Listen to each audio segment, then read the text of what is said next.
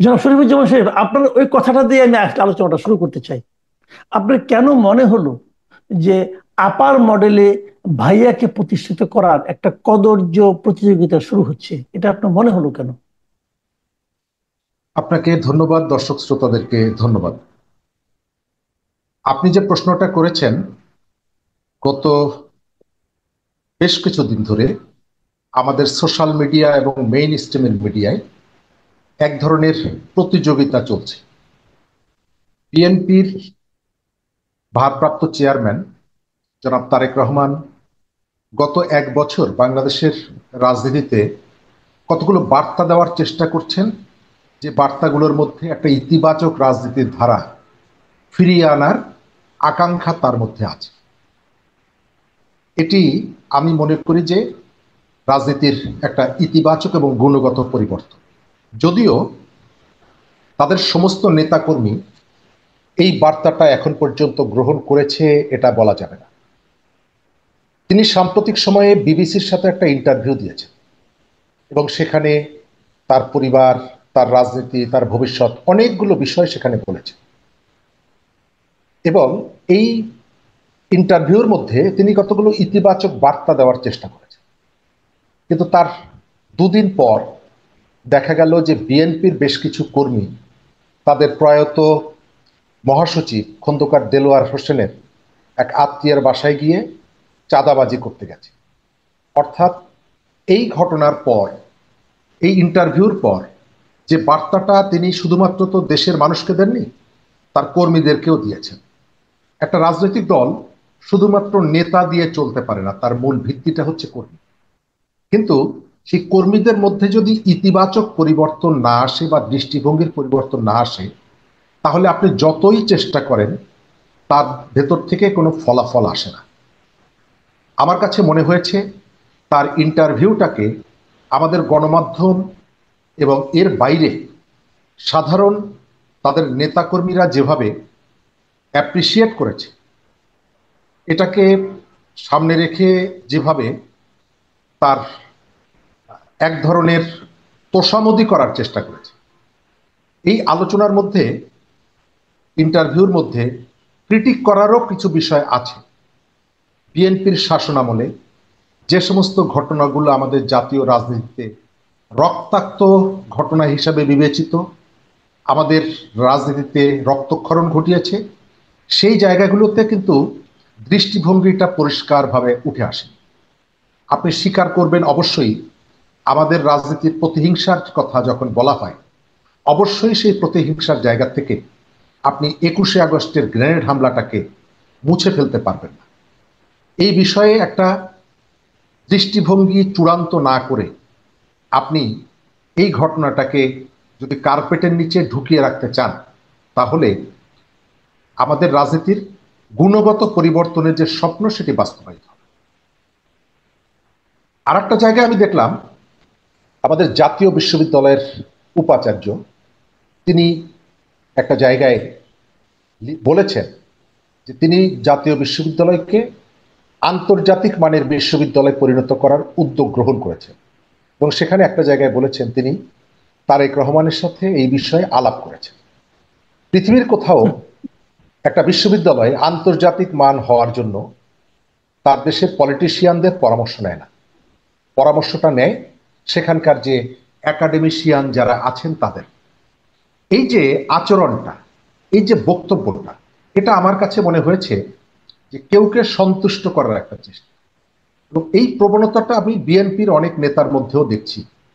কোথাও একটা ফুটবল দিতে যাচ্ছেন, কোনো একজন মানুষকে হয়তো 5টা কম্বল দিতে যাচ্ছেন, সিনিয়র নেতারা তারা বলছেন যে লন্ডন থেকে তারেক রহমানের নির্দেশে আমরা এই ফুটবলটা দিতে যাচ্ছি।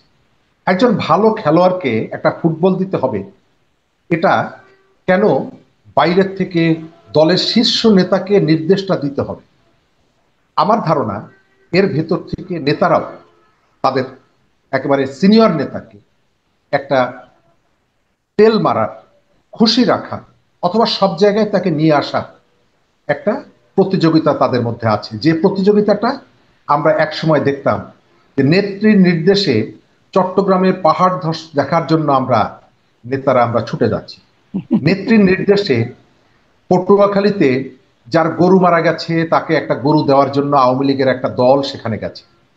এই জি প্রবণতাগুলো রাজনীতিতে এই যে গুণগত পরিবর্তনের যে স্বপ্ন এটিকে নষ্ট করে দেয়, এবং এখানে যে ভক্তিবাদ, সেই ভক্তিবাদ বারবার ফিরিয়ে নিয়ে আসে। আমি জি মনে করি যে আমরা এখন রাজনীতিতে এটি পরিবর্তন হওয়া দরকার। জি আমরা একটা অন্য প্রসঙ্গে আসি। আপনি জানেন গত কয়েকদিন ধরেই খুব আলোচিত একটা মানে আপনার দুটো বাক্য, দুটো শব্দ, সেটা হলো সেফ এক্সিট। বলা হচ্ছে যে উপদেষ্টা নাকি সেফ এক্সিট খুঁজছে। আমরা কিছুদিন আগে এটা শুনেছিলাম প্রথম দেবপ্রিয় ভট্টাচার্যের মুখে।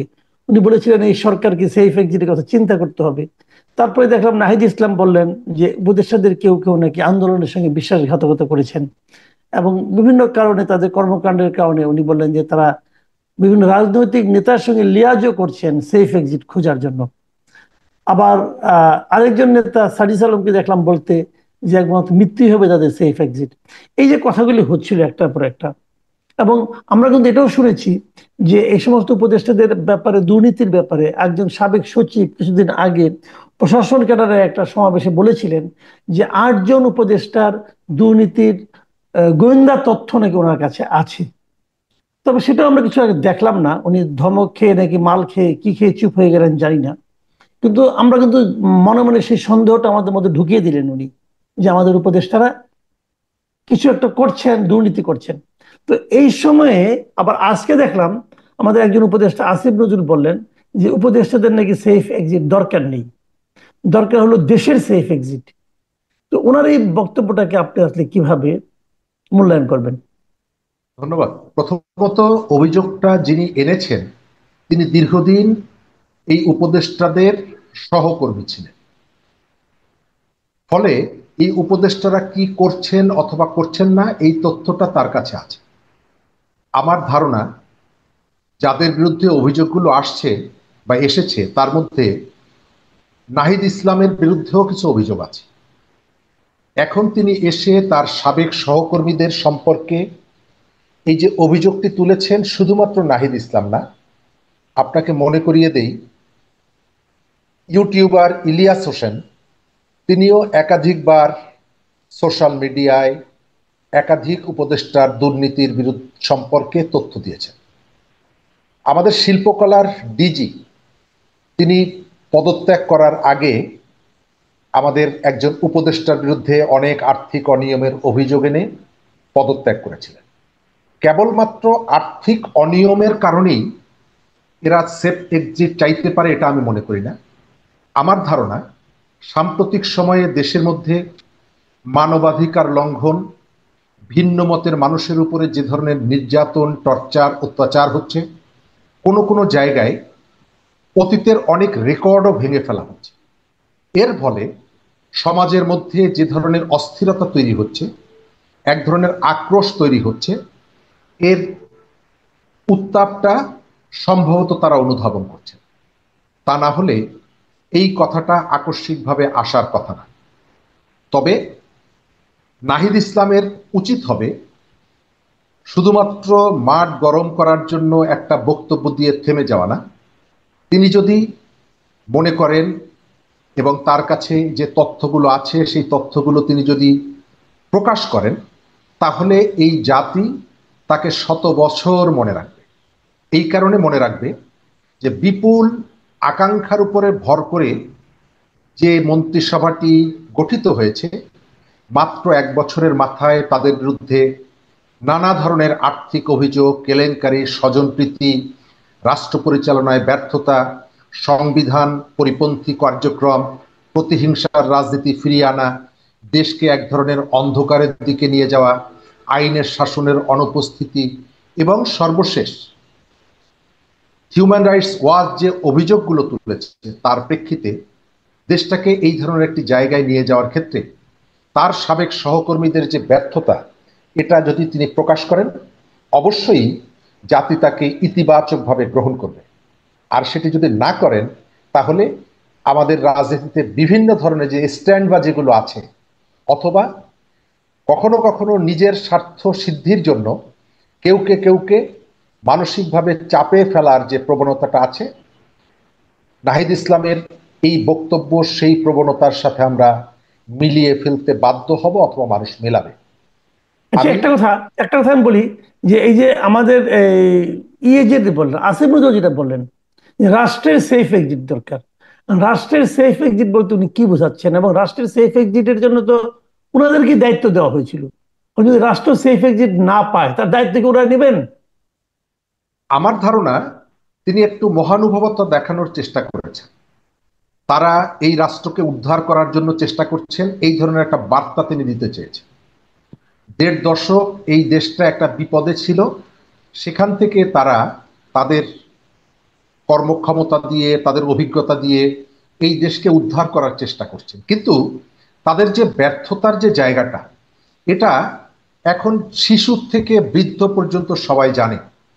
গতকালকে বাংলাদেশে একটা মৃতদেহ এসেছে আরব আমিরাত থেকে, আপনি হয়তো জানেন। গত বছরের জুলাই অভ্যুত্থানের সময় আরব আমিরাতে যারা বিক্ষোভ করেছিল, এই ধরনের অনেককেই পরবর্তীতে তার দেশের সরকার গ্রেপ্তার করে।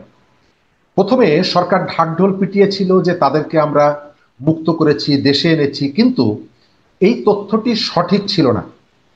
সেই গ্রেপ্তারকৃতদের অনেকেই এখনো আমিরাতের কারাগারে আছেন এবং তাদের ভেতর থেকে একজন কারাগারে থাকতে থাকতে তিনি মৃত্যুর কোলে ঢলে পড়েছেন। গত পরশুদিন তার মরদেহ এসেছে। অর্থাৎ জুলাই বিক্রি করে জুলাইয়ের ব্যাপারীরা নিজেদের ভাগ্যের পরিবর্তন করলেও জুলাইয়ের আকাঙ্ক্ষা এবং জুলাইয়ের সাথে যাদের একেবারে ঘনিষ্ঠতা ছিল, তারাও এখনো যে অবহেলায় আছে, এই ঘটনাটি কিন্তু সেটি প্রমাণ দেয়।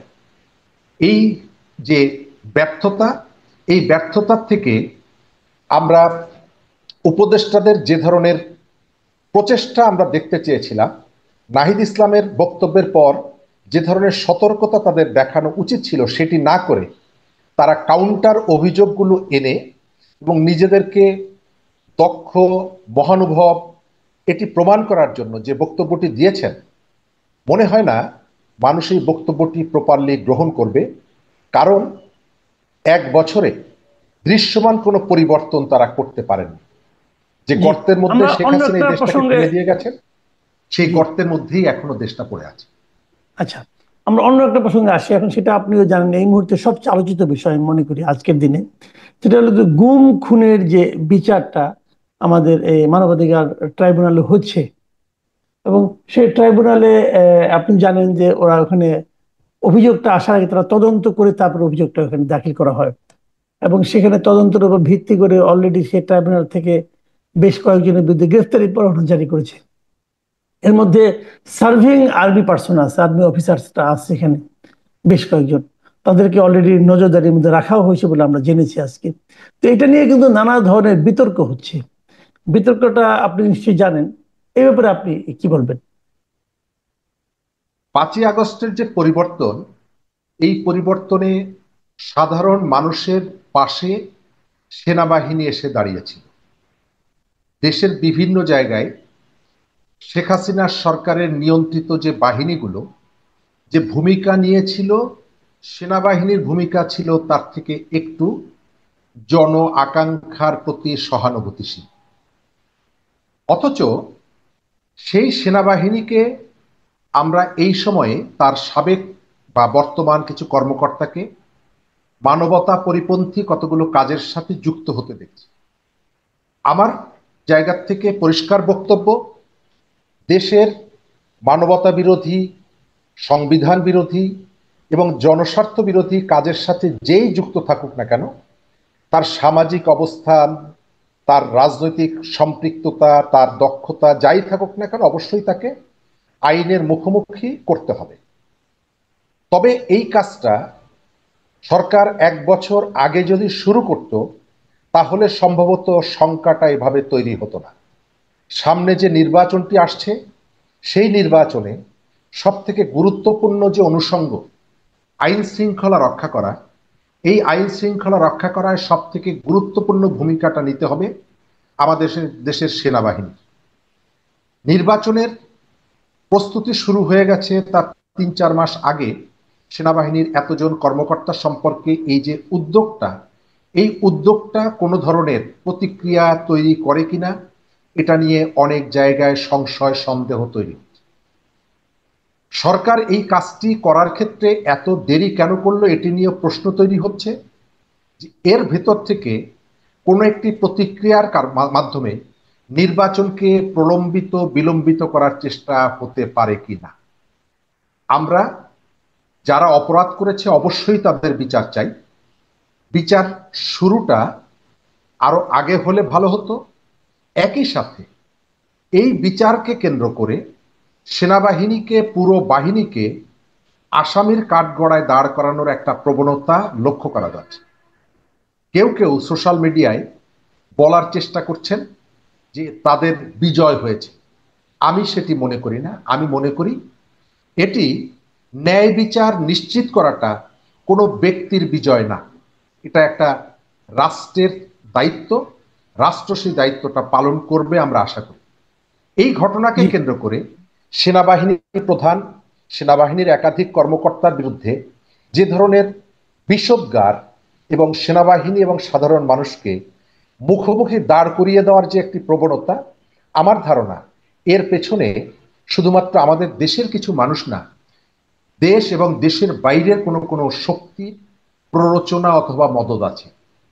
রাষ্ট্রের জন্য, একটা দেশের জন্য কোনো একটা বাহিনীর মুখোমুখি সাধারণ মানুষকে দাঁড় করানোর প্রতিক্রিয়া আইটি সেক্টর থেকে। নূপুর আপা, এটা একটি এখনকার সময়ে সবচেয়ে গুরুত্বপূর্ণ একটি প্রশ্ন।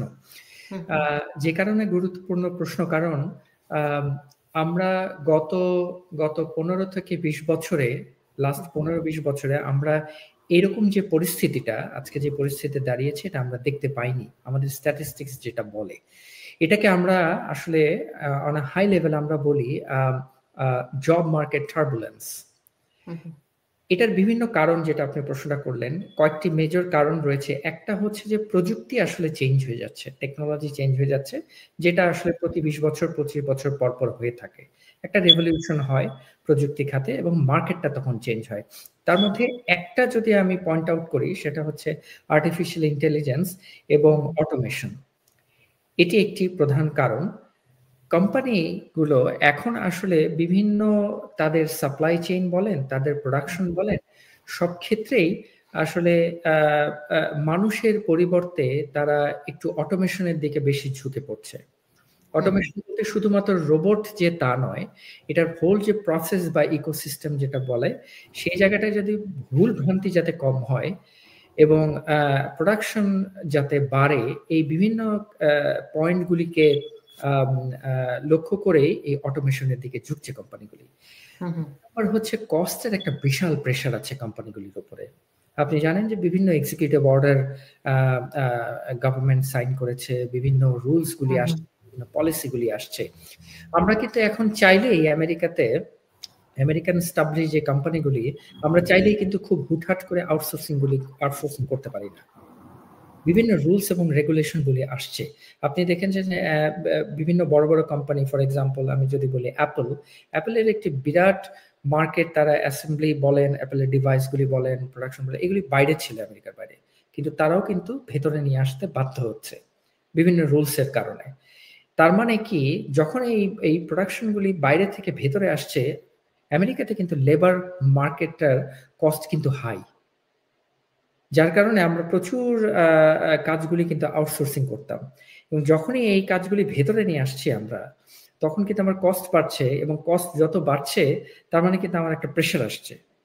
আমি আবারও ঘুরে কিন্তু ওই আর্টিফিশিয়াল ইন্টেলিজেন্স অথবা অটোমেশনের দিকে ঝুঁকছি, কারণ আমার এত পরিমাণ যে এমপ্লয়ি, যেটা ডিউরিং প্যান্ডেমিক আমরা হায়ার করেছিলাম, সেগুলি কিন্তু আমরা রাখতে পারছি না। আমি এক্ষেত্রে দুটো ভাগে আপনার কাছে প্রশ্নটি করতে চাই যে বাইরে থেকে আউটসোর্সিং যদি বন্ধ করে এখানে নিয়ে আসা হয়, তাহলে তো চাকরির বাজার আরো বেশি হওয়ার কথা। কিন্তু আপনি যেহেতু বলছেন কস্ট মিনিমাইজের বিষয়টি আছে, সে কারণে আর্টিফিশিয়াল ইন্টেলিজেন্সের দিকে ঝুঁকছে কোম্পানিগুলো। এক্ষেত্রে আমি প্রশ্নটি করতে চাই যে আইটি সেক্টরে এত লোভনীয় বেতনে আমরা দেখতাম যে চাকরি পাওয়া খুবই সহজ, এবং অনেকেই ঝুঁকছেন মাত্র 3 মাস, 4 মাস, 6 মাস কিংবা 1 বছরে প্রশিক্ষণ নিয়েও তারা ভালো বেতনে চাকরি পেতেন। তাদের জন্য কি একটু ঝুঁকিপূর্ণ হয়ে যাচ্ছে কিনা, কিংবা তাদের ঝুঁকিতে পড়ছে কিনা? Interesting point. যাদেরকে আমরা দেখতাম গত 5 বছরে যে 6 মাসের একটি কোর্স করে, সেটা হতে পারে কোয়ালিটি অ্যাসুরেন্স কিউএ যেটাকে আমরা বলি, সফটওয়্যার টেস্টিং, অথবা যদি বলেন যে সফটওয়্যার ডেভেলপমেন্ট, ছোটখাটো কোর্স করে আমরা ঢুকে যাচ্ছি।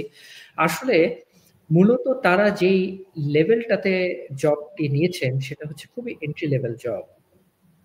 এবং এখন যদি আপনি দেখেন মার্কেটটা, সেটা হচ্ছে মোস্ট অফ দ্য অটোমেশন আসলে এন্ট্রি লেভেল জবটাকে রিপ্লেস করে ফেলছে।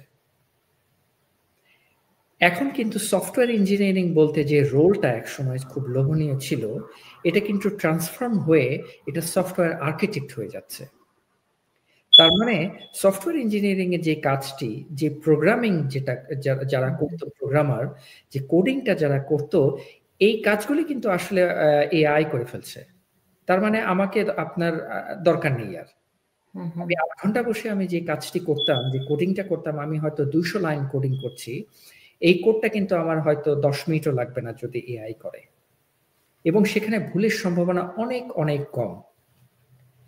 সো আপনি যদি একটি কোম্পানির সি লেভেল এক্সিকিউটিভ হয়ে থাকেন, ডেফিনেটলি আপনার কাছে যদি এই চয়েসটা দেওয়া হয়, অফকোর্স কোম্পানিগুলি তাই করছে।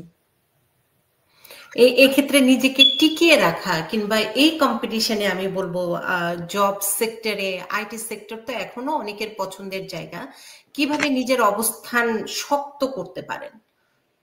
দেখুন, এত বিভিন্ন সমস্যা থাকবে, বিভিন্ন প্রেশার থাকবে, কিন্তু তারপরও আমরা যারা শিক্ষকতার সাথে রয়েছি ইউনিভার্সিটিতে, আমরা দেখি আমাদের প্রচুর স্টুডেন্ট, এরা কিন্তু আসলে গ্র্যাজুয়েশন করার পরে তারা যে একেবারে বসে থাকছে বিষয়টা তা না, এরাও কিন্তু বিভিন্ন জায়গায় তাদের সুযোগ করে নিচ্ছে। এখন প্রশ্নটি হলো কিভাবে। একটা সময় ছিল যখন শুধুমাত্র রেজুমে সাবমিট করে আপনি কল পেতেন ইন্টারভিউয়ের জন্য। এখন কিন্তু ল্যান্ডস্কেপটি চেঞ্জ হয়ে গেছে। এখন শুধুমাত্র রেজুমে সাবমিট করলে আসলে কল পাওয়াটা খুব ডিফিকাল্ট। একজন যারা আসলে জব সিকার, তাদেরকে রেজুমেটা প্রিপেয়ার করতে হবে প্রপারলি, এটার সাথে একটা প্রজেক্ট পোর্টফোলিও রেডি করতে হবে। সে যে ধরে নিলাম ফ্রেশার যে আছেন, একদম ফ্রেশ গ্র্যাজুয়েট, তার যদি কোনো এক্সপিরিয়েন্স নাও থাকে, তাহলে ইউনিভার্সিটিতে থ্রু আউট 4 ইয়ার্স অথবা 2 বছরের মাস্টার্সের সময় সে যে প্রজেক্টগুলি কমপ্লিট করেছে বিভিন্ন কোর্সে, তাকে সেইগুলি একটা প্রপার ডকুমেন্টেশন করতে হবে।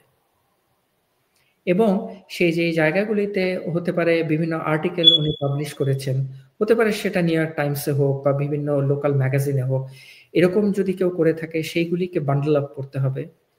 কোথাও যদি স্পিচ দিয়ে থাকে, সেটা হতে পারে ইন হাউস ইউনিভার্সিটিতে অথবা বাইরে, সেই জিনিসগুলিকে একটু অ্যাম্পলিফাই করতে হবে, ফোকাস করতে হবে। মূলত কমিউনিকেশনটাকে ইমপ্রুভ করতে হবে। আমি যদি বুলেট পয়েন্টে বলি, কমিউনিকেশনটাকে ইমপ্রুভ করতে হবে। যদি কোনো, এটাকে আমরা এইখানে আমেরিকাতে বলি যে ডোন্ট বার্ন দ্য ব্রিজ। কারোর সাথে যদি আপনার কখনো কাজ করার সুযোগ হয়, সে কোম্পানি যদি আপনাকে কখনো লে অফ করে, দ্যাট ডাজন্ট মিন যে আপনি ওই ব্রিজটা বার্ন করবেন। আপনি চিৎকার চেঁচামেচি, হয়তো ইমোশনাল জায়গা থেকে আপনি রিলেশনশিপটা কাট অফ করে আসবেন, কখনোই এটা করা উচিত না।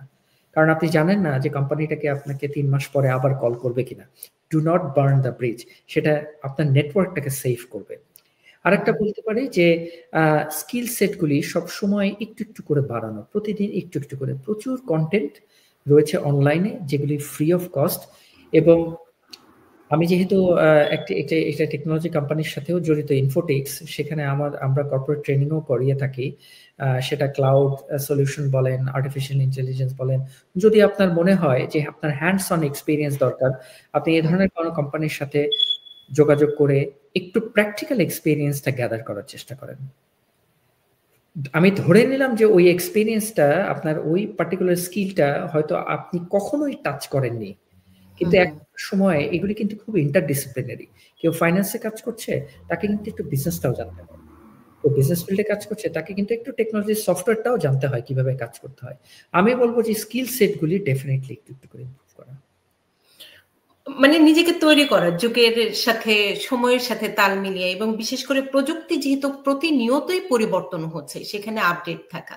তো এক্ষেত্রে আশার বাণী কি শোনাবেন? কারণ আমাদের অনেকেই আছেন যারা কোর্স সম্পূর্ণ করে আইটি সেক্টরে প্রবেশ করতে চান, আর যারা এখানে পড়াশোনা করেছেন তাদের কথা আমি বলছি না, যারা ইমিগ্রেন্ট হয়ে আসেন তাদের স্ট্রাগল গুলো অন্যরকম। তারা সব সময় চান একটু অল্প সময়, মানে 1 বছর কিংবা 1.5 বছরের প্রশিক্ষণ শেষেই ভালো একটি চাকরি পাওয়া, যেহেতু আইটি সেক্টরে বেতন স্কেল খুবই ভালো। তো তাদের জন্য আপনি কিভাবে পরামর্শ দিবেন? আমি দুটো জিনিস বলতে চাই নূপুর আপা এখানে। একটা হচ্ছে যে যেটা প্রথম পয়েন্টটা বললাম, কমিউনিকেশনটাকে একটু ইমপ্রুভ করা। আসলে ধরে নিলাম বাংলাদেশ থেকে কেউ আসছেন ইমিগ্রেন্ট হয়ে এবং মার্কেটটা ঠিক বুঝতে পারছেন না, একটু এক্সপ্লোর করা রোলস গুলি কি কি, কোন ধরনের সার্কুলার গুলি বেশি হয় এবং সেই সার্কুলার গুলিতে আসলে কি চায়, কোম্পানিরা কি চায়, এবং যখন ইন্টারভিউ গুলি হয় তখন কথাবার্তাগুলি কেমন হয়, অ্যাপ্রোচটা কেমন, কোন প্রশ্নের উত্তরগুলি কিভাবে দেয়া যেতে পারে। একই প্রশ্নের উত্তর 10 জন কিন্তু 10 রকম ভাবে দেয়, কিন্তু যখন হায়ারিং ম্যানেজার বসেন তখন কিন্তু ওনার মাথায় পার্টিকুলারলি কিছু কিওয়ার্ড থাকে, উনি কিন্তু ওই কিওয়ার্ডগুলি শুনতে চান। বেস করে ওই কিওয়ার্ডের উপর বেস করে কিন্তু উনি ডিসিশনটা নেন। দেখেন, একটা পর্যায়ে যাওয়ার পরে একটা মাস্টার্সের স্টুডেন্ট অথবা ব্যাচেলার স্টুডেন্ট যারাই বাংলাদেশ থেকে আসুন না কেন, ইট ডাজন্ট মিন যে ওনাদের স্কিল সেটটা কম আছে। ডেফিনেটলি অনেকাংশে তারা ভালো। আমি যেটা দেখেছি অনেকাংশেই বাংলাদেশ থেকে যারা আসেন তারা স্কিলড থাকেন, কিন্তু শুধুমাত্র হয়তো একটু কমিউনিকেশন গ্যাপ এবং কিভাবে অ্যাপ্রোচটা করতে হবে এই জিনিসটা একটা। নাম্বার 2 হচ্ছে যেটা আমি বললাম, প্যাকেজটাকে রেডি করা। যে ডকুমেন্টেশনগুলি উনি দিচ্ছেন, সাবমিট করছেন, সেই প্যাকেজগুলিকে কিভাবে উনি প্রিপেয়ার করছেন, এখানে যদি একটু সময় দেওয়া হয় আমি বলবো যে অনেকাংশে এটা একটা পজিটিভ রেজাল্ট নিয়ে আসতে পারে। এক্ষেত্রে আরেকটি প্রশ্ন আমি করতে চাই, কারণ আমরা শুরুই করেছিলাম যে আইটি সেক্টর থেকে অনেকেই ছাঁটাই হচ্ছেন। তো যে যার অবস্থানে, মানে আমি যে চাকরিতে আছি সেটি আমার টিকিয়ে রাখার জন্য কি করণীয়?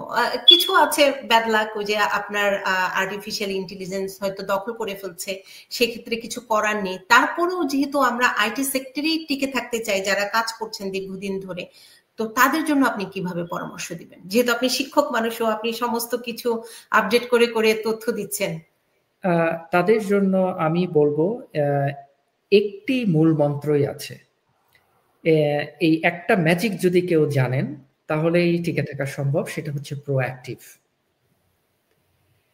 আমি অপেক্ষা করব না কখন আমার কাছে আমার বস ইমেল করে কাজটি করতে বলবে। আমার উচিত আমার প্রোঅ্যাক্টিভলি ইমেল করা আমার বসকে যে এই পার্টিকুলার কাজটি, টাস্কটি আমার শেষ, আমি এখন এই কাজটি একটু এক্সপ্লোর করার চেষ্টা করছি, তোমার যদি কোনো সাজেশন থাকে আমাকে দিতে পারো। এই একটি ম্যাজিক যদি কেউ বুঝতে পারেন, যদি একবার আপনার মাথায় ঢুকে যায়, আমার মনে হয় না যে এটা তার জন্য টিকে থাকাই বলেন অথবা ওপরে ওঠাই বলেন, কোনোটাতেই বাধা হওয়ার কথা না। কারণ অ্যাকচুয়ালি এখন যারা সি লেভেল এক্সিকিউটিভে বসে আছেন, ওনারা কিন্তু শুধুমাত্র 5টি টাস্ক দেওয়া হলো দিনের জন্য, 5টি টাস্ক আপনি কমপ্লিট করলেন এবং 5টার সময় আপনি বের হলেন, কেউ আপনাকে বলবে না যে 6টা পর্যন্ত থাকতে। কিন্তু এটাই হচ্ছে ম্যাজিকটা, যে আপনি 5টার মধ্যেই যদি আপনার যে টাস্কগুলো ছিল সেগুলো শেষ করে একটু কিছু এক্সট্রা আপনি দিয়ে যেতে পারেন, এতে করে যেটা হবে ডেফিনেটলি আপনার ব্যাপারে একটা পজিটিভ অ্যাপ্রোচ হবে, আপনি একটা গুড বুকে থাকবেন অর্গানাইজেশনের কাছে, এক্সিকিউটিভদের কাছে, এবং একটা ট্রাস্ট বিল্ড হবে। এবং সেই ট্রাস্টই আপনাকে আরো বিভিন্ন রকম কমপ্লিকেটেড কাজ বলেন, ইনোভেটিভ কাজ বলেন, চ্যালেঞ্জিং কাজ বলেন, পেতে সহায়তা করবে। আরেকটি প্রশ্ন আমি উপসংহারে করতে চাই আপনার কাছে। আইটি সেক্টর নিয়ে এখনো অনেকেই স্বপ্ন দেখেন যে আমার ক্যারিয়ারটি আইটি সেক্টরই হবে, সে অনুযায়ী পড়াশোনা, সে অনুযায়ী নিজেকে গুছানো। এই যে আমরা ভয় দেখাই, যেহেতু প্রতিনিয়তই আইটি সেক্টরে পরিবর্তনগুলো হচ্ছে, তাদের সেই স্বপ্নের জায়গা থেকে তাদের জন্য আপনার কি পরামর্শ থাকবে? যেহেতু আপনি প্রতিনিয়ত স্টুডেন্টদের তৈরি করছেন, কি বলবেন? পরিবর্তন এটি সবসময় থাকবে, এটি আগেও ছিল, এখনো আছে, ভবিষ্যতেও থাকবে, কিন্তু আমরা এই পরিবর্তনগুলি বিভিন্ন অ্যাঙ্গেল থেকে দেখি। বিভিন্ন সময় বিভিন্ন ভাবে দেখি। পরিবর্তন আসবে বলে যে আমি মানে পিছিয়ে থাকবো অথবা আমি চুপচাপ বসে থাকবো, ব্যাপারটি এমন না। যারাই মার্কেটে আছেন এবং যারা চেষ্টা করছেন সবাই যার যার জায়গা থেকে যার যার স্কিল থেকে চেষ্টা করে যাচ্ছেন। কনফিডেন্সটা রিয়েলি রিয়েলি ইম্পর্টেন্ট। আপসেট হওয়ার কোনো সুযোগ নাই এখানে। কোনো কোনো ভাবেই মানে এরকম চিন্তা করা যাবে না যে 500টা আমি অ্যাপ্লিকেশন সাবমিট করেছি, একটাও তো কল আসলো না। এটা যেমন সত্য, আবার এটাও সত্য যে আপনি যেখানে সাবমিট করেছেন ওই জবগুলি হয়তো আপনার জন্য না। আপনি যদি এভাবেও চিন্তা করেন তাহলে কিন্তু একরকম আপনি সলিউশন পাবেন। আপনার রাইট মোমেন্টে আপনি যদি এই প্রিপারেশনগুলি নেন, যেটা আমি বললাম যে একটা প্যাকেজ রেডি করা, আপনার প্রোফাইলটা রেডি করা এবং কমিউনিকেশনটা বিল্ড আপ করা, একটু নেটওয়ার্কটাকে সবসময় একটু নার্চার করা, আমার মনে হয় না তাহলে খুব একটা অসুবিধা হওয়ার কথা। এবং একটু একটু করে দেখা যে যারা কাজ করছেন এই ফিল্ডে তাদের সাথে একটু কানেক্ট হওয়া। বিভিন্ন সোশ্যাল মিডিয়া আছে, থ্রু দ্য লিঙ্কডইন বলেন, থ্রু ফেসবুক বলেন, এইভাবে একটু একটু করে তাদের সাথে নক করা এবং তাদেরকে জানানো যে দেখো আমি এরকম একটা আমি এই ধরনের আমার ব্যাকগ্রাউন্ড, আমার প্রোফাইল এই, আমি তোমাকে নক করেছি, that's not because of its because of জবের জন্য না, আমি জাস্ট তোমার সাথে পরিচিত হতে চাচ্ছি, ইন্ট্রোডিউস হতে চাচ্ছি, দ্যাটস ইট। এভাবে যদি একটু একটু করে যদি আগানো যায়, আমার মনে হয় যে বিরাট কোনো ডিজাস্টার আসবে বলে আমার মনে হয় না। সেটি নিজের মেধা, দক্ষতা, যোগ্যতার মাধ্যমে টিকে থাকা সম্ভব, যত চ্যালেঞ্জই আসুক। প্রত্যেকটা প্রফেশনে আপস এন্ড ডাউন থাকে, চ্যালেঞ্জে থাকে। তারপরেও যারা মেধাবী, যারা পরিশ্রমী, যারা এই যে আপনি বলছিলেন অ্যাক্টিভ, তারা টিকে থাকে। আজকের মতো উপসংহারে কি বলবেন?